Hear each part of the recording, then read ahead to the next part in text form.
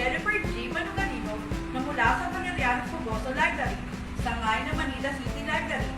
Ipapakita ko po sa inyo ang nabuo naming proyekto ng Manila City Library na naaayon sa kalagayan ng ating kapaligiran na kung tawagin ay Greenovation. Ito po ay isang pamamaraan upang maorganisa ang pagtatapon ng basura sa mga silid-aklatan, mapapaganda at mabawasan ang polusyon ng kapaligiran. Sa pamamagitan ng waste segregation, gagawa po tayo ng mga hakbang na kung saan ay maiiwasan natin makaambag ng problema ng basura. Hinihikayat din po namin ang lahat ng mga library users o na community na mag-participate sa ganitong programa. Nang sa ganon, maging sa kanilang tahanan, ito ay isang buhay. Pangalawa, nais po namin ipalaganap ang kahalagahan ng pagtatanim at pagkakaroon ng mga halaman sa paligid ng ating mga silid-aklatan na kung tawagin ay vertical o horizontal gardening.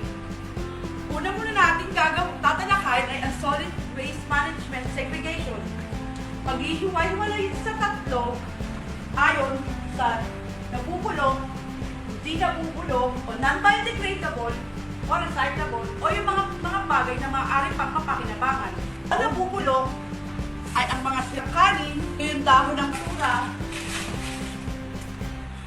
at ang halimbawa naman po ng biodegradable o hindi nabubulok, bote, plastic. Ang mga recyclable ay katulad ng mga plastic, metals, or newspapers, o lata ng basura at magazine. Ngayon, dumako naman po tayo sa pangalawang parte ng ating Greenovation project na kung tawagin ay vertical gardening o horizontal gardening upang maging kaaya-aya sa paninit at mapaganda ang kalidad ng hangin sa kapaligiran ng mga silid-aklatan. Tayo po ay gagawa ng tinatawag na vertical gardening.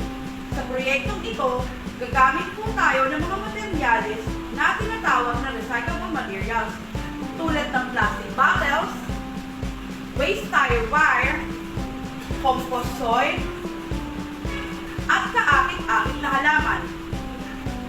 Maaari nating hatiin ang ating plastic bottle sa gitna.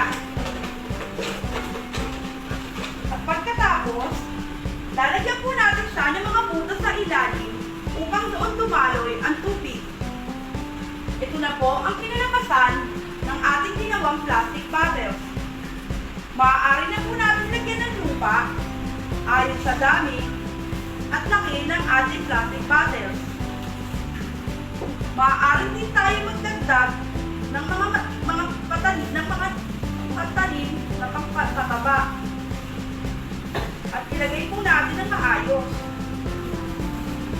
Maaari din natin sandiligan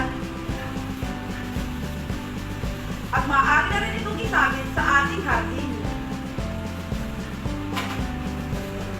Ang layunin ng proyektong ito ay may adhikain na mapanatiling maliwalas at maganda ang kapaligiran ng mga silid-aklatan ng Maynila. Sana po ay marami kayong nabulot ng alaman mula sa aming pinakitang video presentation. Maaari din niyo po kami bisitahin sa aming FB page na Manila City Library. Maraming salamat